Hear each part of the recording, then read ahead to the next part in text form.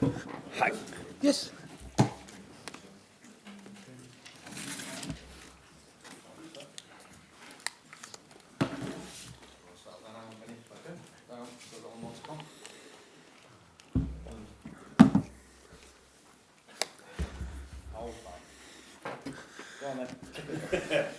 Jurgen, the man who deputised for you in the replay against Shrewsbury, has left the club and taken over at Blackpool. So, just give us your thoughts on Neil Critchley taking on a new challenge.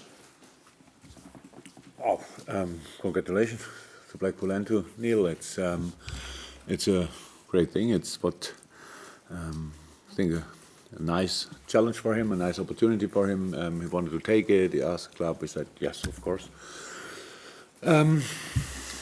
It's really nice because it shows that it's possible that you can make your way in as a youth or U23 coach as well. That's always what we wanted to have. We wanted to have the best people here in all different departments. That means all the coaching roles as well.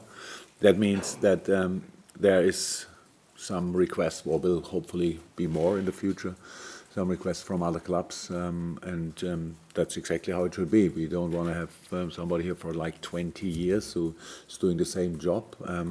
No, it's exactly like that. I'm really happy for him that he got that opportunity, that he takes it, and a big club, and hopefully everything will go well.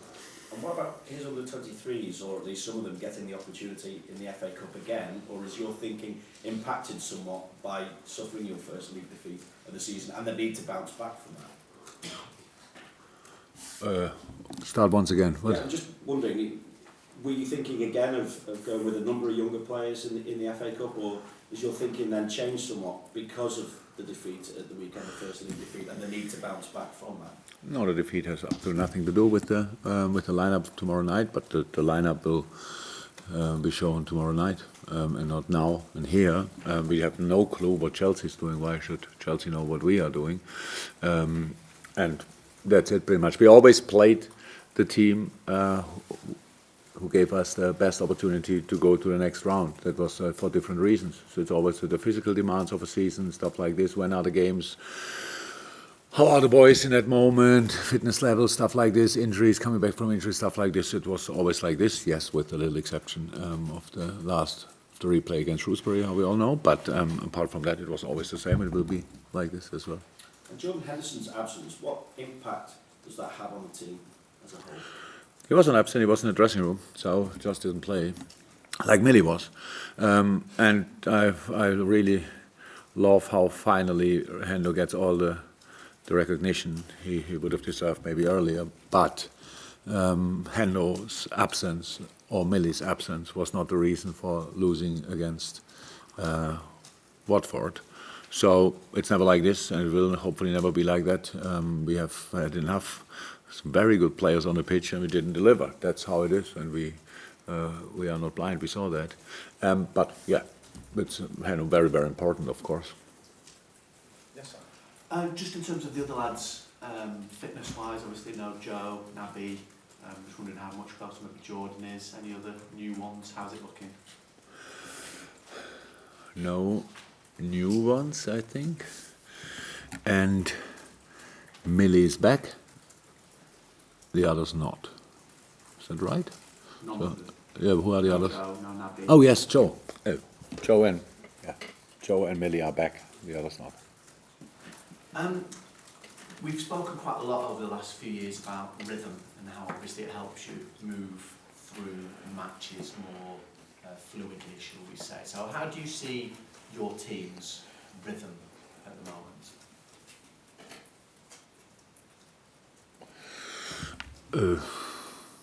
All good. It's look. There are so many explanations for the defeat, and I know it's nice. Finally, you have some questions. I think it was boring over the time, and I was speaking always about the same thing. But I cannot now deliver just interesting answers. So it's not about the rhythm. It's not about that. We didn't play well. So that's the truth. And Watford hurt us in moments when we are usually in situations where we are usually much better. So it was a throw-in fight for the first ball, cannot block the lacrosse are not the right position for the guy who is finishing it off in the end. So 3-4 mistakes in a row that can lead to goals. That's nothing to do with rhythm. The next goal we concede in a situation where I think at least one, if not two players of us thought the ball is out. That's something, it's about mindset in this moment, how concentration level, how ready you are. And we saw that for ourselves. It was not the day where we showed our best attitude-wise. Apart from that, it was anyway a very difficult game because Watford defended in a 6-3-1 formation, which is of course allowed, but quite a challenge to play against. But if you want to play against it, you have to play different, like we did. And I really thought in the beginning of the second half, finally we got it. Took a while, but finally we got it, and then we conceded the first goal, and then we conceded the second goal, and then it's not game over, but it's not that you can then build on a few good situations in the beginning of the second half. That's it. It has nothing to do with rhythm. But it's, look, the situation we are in, if you wanna read a book about how to deal with the situation, you couldn't read a book because nobody else was in the situation before us. So the boys didn't lose, and I really had no idea how many games it was, but now I know it because everybody told me it's over now, and that was 44 games without losing a Premier League game. The Premier League game before Watford we lost was at Man City. It was because of 11 millimeters. Imagine we wouldn't have lost that game. It would have been a run of more than 60 games, which is absolutely incredible. Sorry? Yeah, apart from, that's not sure, but maybe, I don't know, maybe or not. But it's incredible. So now in this game, we didn't show, it's not that I know that we didn't play the stars from the sky in the game against West Ham, but that's not possible. We played 4 times in a row against teams who either fight for the league or with all they have, or with or against Atletico if you want, a team who is not in the best moment or was not in the best moment in the league and plays a home game in a really interesting approach, where you're really defensive, orientated, massive, the formation wise. So that's the most difficult thing in football. It's nothing to do about rhythm. Could we have done better? Of course.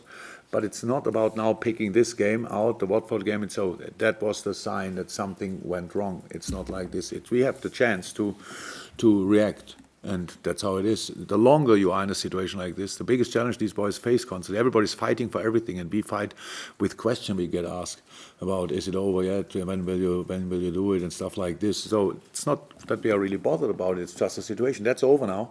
That's good.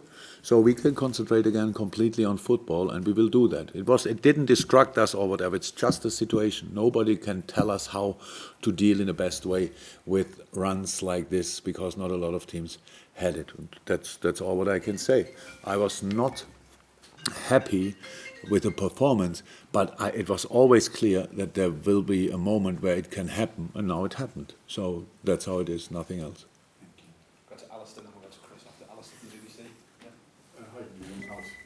I just wondered whether this game, the FA Cup game, is actually quite a nice release in terms of the pressure, or just a different competition, so a different mindset and different players.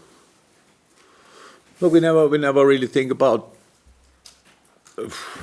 lesser pressure or whatever. We are Liverpool. We are always under pressure. We always have to deliver. We play away at Chelsea, and everybody expects us to win there. So, which is difficult.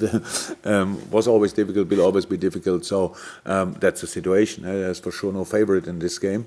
And if then it's Chelsea because they play at home. If you look at the squad of Chelsea, how the changes, if they make changes, I don't know if Frank is doing that. But if they make changes, then it's still a very, very experienced team. We saw the lineups when we did the analyze yesterday. Then I saw they made 8 or 9 changes in the game. So when you look then at the team, then they are playing Pedro, used to play because Abraham was fit, and they were playing Pedro, Giroud, and Willian.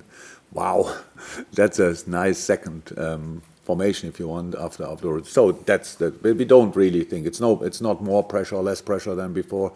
It's just a last 16 of the FA Cup, and we want to go through. That's the plan, and that's what hopefully everybody can see. Do you feel like, obviously there's selection issues there in terms of your strongest team or whatever, but do you feel a loyalty to the team, the players that have played through the FA Cup, will they continue to play in the FA Cup? It's not about loyalty. These boys are our boys, and they did what they did. And if we would win the FA Cup in the end, they would be involved in all the celebrations. If they will play tomorrow night, I don't know. We will see that.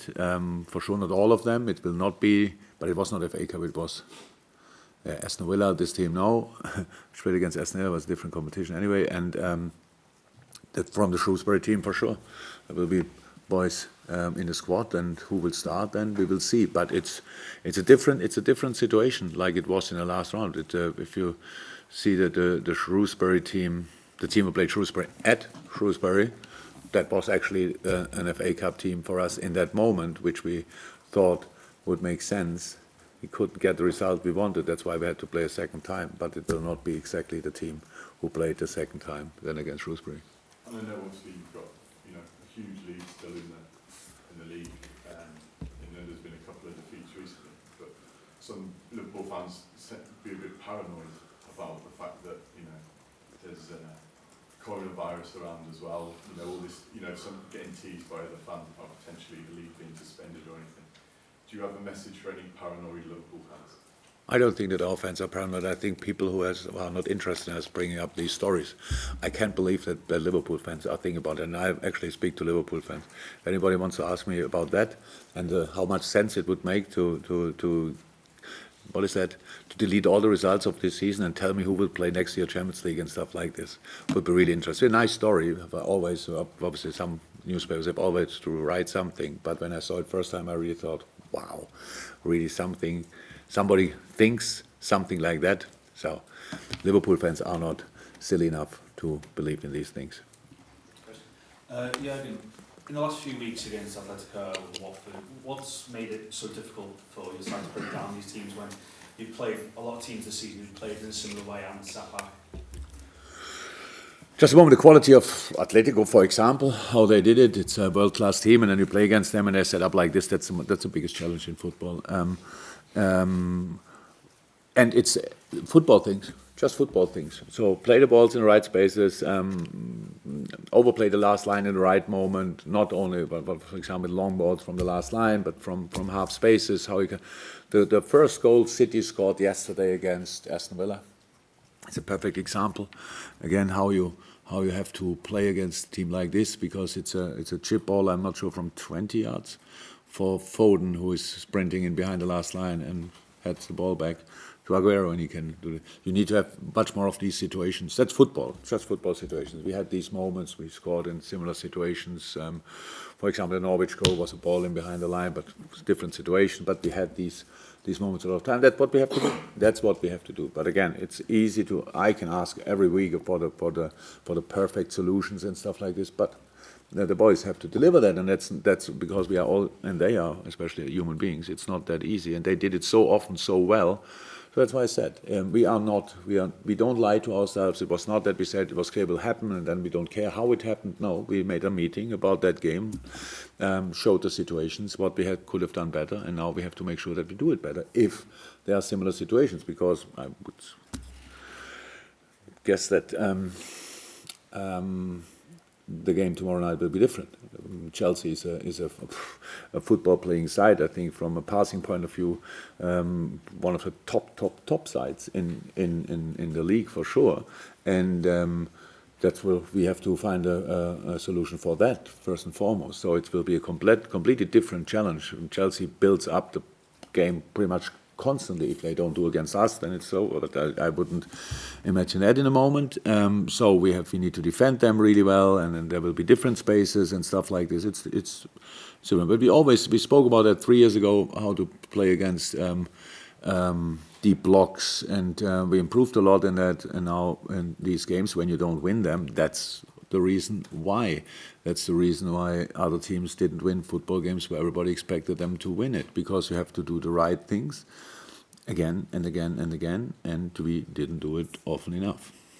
And I know you said about Watford game not affecting your thoughts in terms of team selection for tomorrow night, but The effects, of course, because we played it and it was intense, that effect, but not the result. But does this game against Chelsea take on maybe a bit more significance in terms of getting back to winning ways and avoiding back-to-back defeats? yes, you don't want to lose football games. So do we want to win the game more because we lost the last one? I don't know. We want to win football games constantly. Yes, it's more important. I don't know. It's very important. The most important game we have, because the only one we play, it's the FA Cup, and you have only one chance. We have to win it if you want to go through. Whichever way we use to do so, and that's what we have to make sure. But it will be really difficult, and we cannot. It will be not easier for us because only because we lost the last game, and now we have an extra motivation or whatever. Chelsea have plenty of reasons by themselves and why they want to go through. So that will be a tough one. It's FA Cup, so and two big teams play against each other, and it will be interesting. Has anybody got anything? Or yes, or no? I've got to Carl after that.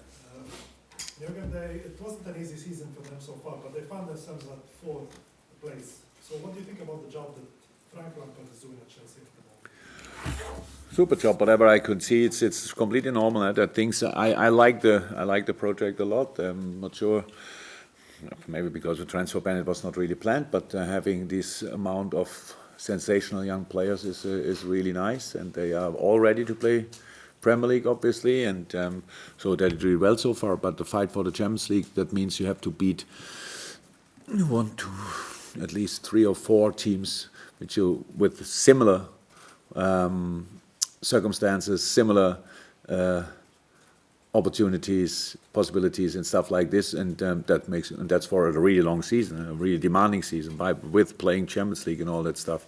So that's not so easy, but the way they go looks really promising, and Frank is doing an incredible job. But for all managers, it's and especially Frank, he's a very successful player. To deal with defeats is the biggest challenge for all of us, and but I thought so far they did really brilliant. Yes, Carl, at the back. When in your recent struggles, the focus always seems to turn on the players you've not had available. We spoke to Hendo, and on Saturday it was Joe Gomez. I'm just wondering how easy it is for those players who are coming in to replace those players, and whether it's a fair assessment to focus on them as much, or to give them a leeway. No, it's not fair, but it's the world. It's of course not fair. If anybody gave now Dejan Lovren the blame for our defeat, then I can't help these people. It's just... Look, a lot of times in my life I speak to people they know lesser than I about football. That's okay. I'm a well-paid Premier League manager. I should know a little bit more than most of the people, but it's on that level I cannot discuss. So you have to see the situations, yes, and it was a massive challenge for Dejan to play against Troy Deeney. So many other centre-halves in the world would struggle in these specific situations. And Joe had problems in similar situations before that. Probably everybody forgets it now in these situations, in that moments, that's how it is. But losing the first ball is never the problem in these situations, because Troy cannot score from there, where he picks up the balls from Foster or whatever. So it's all about the formation around that, picking him up. And I don't remember a lot of situations where they had then immediately a chance after that. It was the fight for the throw-in. That's the one situation. But we could have avoided that goal in 2 other situations on top of that. So it's not like that. So it's completely normal. And both Dejan and Joel played for us on this position. Sensational games. But like everybody in life, you need to be healthy, then you have to get fit, and when you are fit, you need rhythm. So that's the most difficult thing to get in professional football, because if you're out, you have sessions, stuff like this, but you don't play that often. So that's the situation. But he's an outstanding centre-half. Who replaced then Hendo? Oh, Oxley. So Oxley is a super player, so that's how it is. It's always the same. That we didn't. If you can tell me one player on Monday night, no, when did we play? Today's Monday, Saturday. Oh, sorry, Saturday. Who played his normal level? I would be really surprised. And it's not because 2 boys played. They didn't play with them a week or 2 before. It's up to nothing to do. It's one of these questions which probably people ask when they don't know what to ask, really. Sorry, Carl, but you knew it before. that it has nothing to do with that, and I made a really long answer of it anyway. Sorry. Thank you anyway. Welcome. Happy? Yes. Happy now. Now very happy. Can imagine. Yes. David, anything from you? No? Just before we go to the embargo section, Richard, anything from you? And now we start talking about the game. Say again? What are we? Embargo Lots to section. talk about. That's the nonsense. Can we go to the embargo bit now, guys? So put the hand over.